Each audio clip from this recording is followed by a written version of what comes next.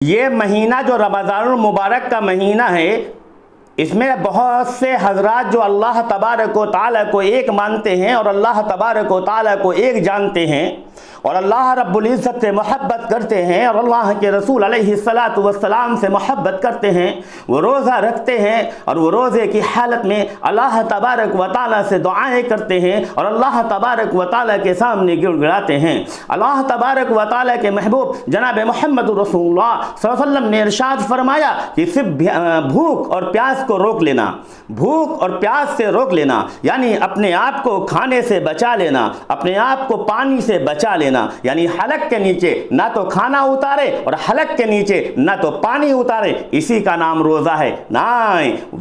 रोज़ा रखने वाले हजरात सुने, आखिर तक इस बात को सुने, वरना आपका रोज़ा जो है रोज़ा नहीं माना जाएगा।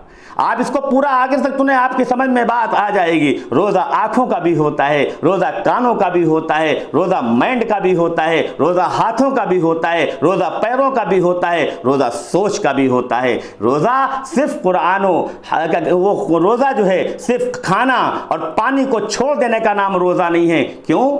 बात क्या है, बहुत से हजरात रोज़ा तो रख लेते हैं लेकिन वो अपनी आँखों को गुनाहों से नहीं बचा पाते। रोज़ा तो रख लेते हैं लेकिन अपने कानों को गुनाहों से नहीं बचा पाते। रोज़ा तो रख लेते हैं लेकिन अपने हाथों को गुनाहों से नहीं बचा पाते। रोज़ा तो रख लेते हैं लेकिन अपने पैरों को गुनाहों से नहीं बचा पाते, अपनी ज़ुबान को गुनाहों से नहीं बचा पाते। अभी ज़ोहर के बाद का वक्त है और मालूम ये वह 4 औरतें बैठ गई या 4 आदमी बैठ गए, एक दूसरे की गीबत कर रहे हैं।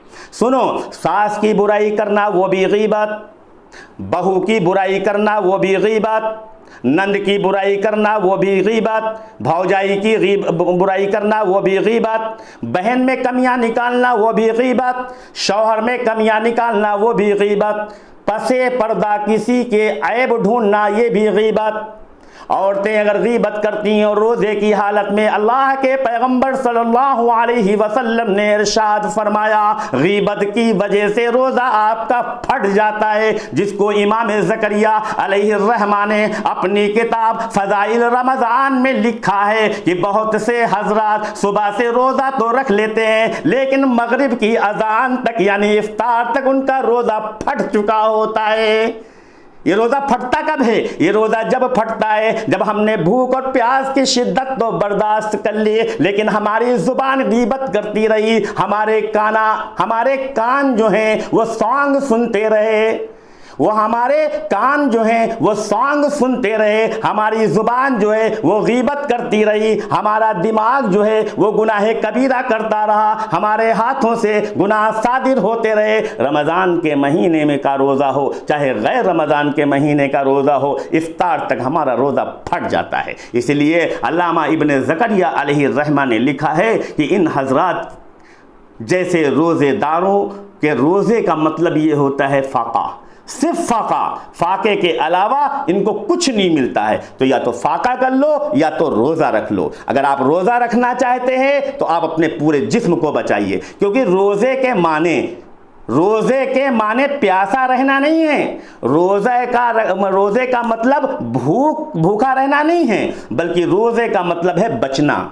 रोज़े का मतलब है बचना। किस चीज़ से बचना? बैल से। किस चीज़ से बचना? हाथी से, अफ्रीकन ऊंट से नहीं। बचने का मतलब है गुनाहों से बचना, अपने आप को गुनाहों। ये रमज़ान के माने यही हैं। रमज़ान के माने हैं जला देने के। क्या के माने? रमज़ान के माने जला देने के। ये रमज़ान का महीना आता ही है कि अल्लाह अपने बंदे और अपने बंदियों के गुनाहों को जला देता है इस महीने में। लेकिन जो जलाना चाहता है, जो बंदा अपने गुनाहों को जलाना चाहता है, जो बंदा अपने गुनाहों से दूर रहना चाहता है, अल्लाह इस महीने की बरकत से उसके गुनाहों को जला देता है। इसलिए पता ये चला रमज़ान के माने यही हैं, क्या? जला देना। एक बात। दूसरी बात, रोज़े का मतलब ये है अपने आप को बचा लेना। और देखिए रोज़े के माने में एक बात और भी है, कुरान के तफसीर में भी यही है कि रोज़े के माने हैं अल्लाह का तक़वा हासिल करना, यानी अल्लाह का। अगर रोज़ा रखकर हमारे अंदर अल्लाह का डर नहीं पैदा हुआ तो गोया कि वो हमारा रोज़ा नहीं बल्कि फ़ाक़ा है। इसलिए रोज़े की हालत में खाने और पीने के अलावा आप अपनी पूरी बॉडी, अपने पूरे जिस्म को बचाइए गुनाहों से। अल्लाह तबारक व तआला हमें और तमाम उम्मत मोहम्मदिया को गुनाहों से बचने की तौफ़ीक़ अता फ़रमाए और रमज़ान मुबारक के बाबरकत महीने को सही तरीके से इसके अंदर इसके अय्याम, इसकी सातें, इसके लम्हात को सही तरीके से गुजारने की तौफीक अता